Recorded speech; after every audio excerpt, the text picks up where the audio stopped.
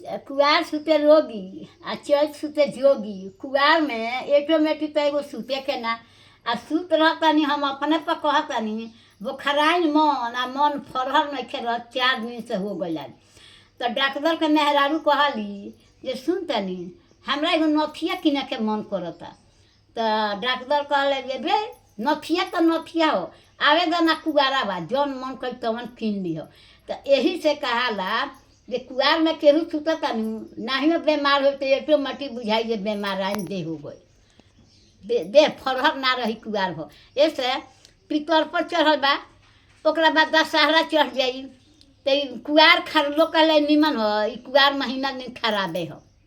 जब कार्तिक चढ़ जाई तब तनी लोग के देह फरहर होई। कोई खेत में लागी कोई अपन काम करी कोई बहरा से टिकट कराई। छठ नियर आ गई छठ नियर आ गई। छठी माई असन भक्ति कोई नहीं खे।